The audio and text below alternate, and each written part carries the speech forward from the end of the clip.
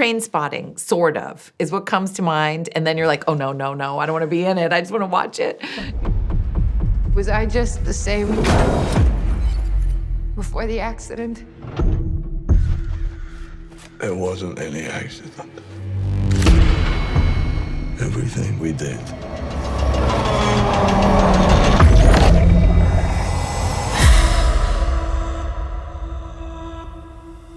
We did it on purpose. Jessie Buckley not only plays Ida and the bride, but also Mary Shelley, the author of Frankenstein. How did this fascinating idea come about? I started to think about this project.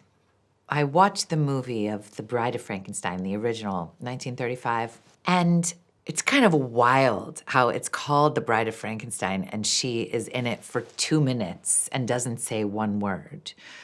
And it got me curious about, like, well, what is she thinking in this very unusual situation? What is she thinking? What is she feeling? And so that was in my mind, and she's so silenced. And then I read Frankenstein, which I'd never read, and I closed the last page of the book, and I thought, I mean, I loved it, of course, obviously. Look where we are. But I wished, or I fantasized or something, what if Mary Shelley had a lot more to say?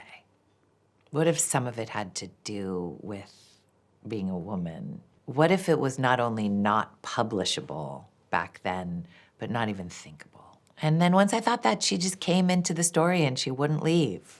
I'm glad she stayed.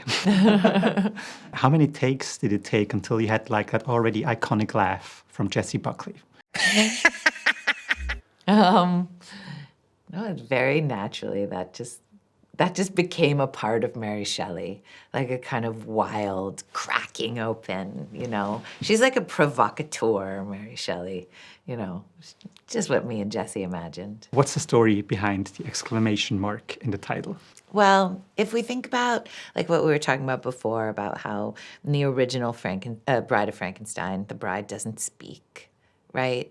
But she does seem like she has a lot she wants to say.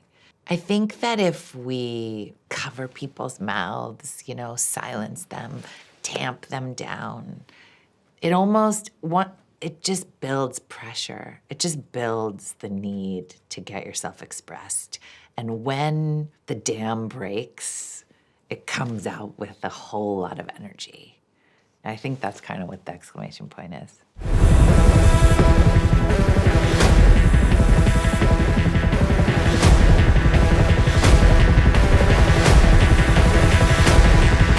There are many wild scenes in this film. And I was wondering, what was the very first scene you shot for this film? Was it something wild? I don't know. What was the very first thing we shot? Well, it's funny, actually. The very first thing we shot is actually not in the movie. We did some of the dancing. Like, you know, when Frank fantasizes that he's dancing, we did some of that stuff, which did require just jumping in, you know, especially for Christian, who's not a dancer. And there was another little part where, yes, I think we did start with wild stuff, where Christian and Jessie used to dance together. We sort of started with that. It's not in the movie now. And also, you remember when they go to the 3D movie and there's a kind of fantasy that they're on the screen?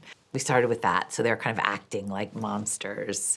So it's a good way to break the ice and kind of get into it. Speaking of that scene, in which movie would you love to jump into? What movie would I love to jump into? Huh.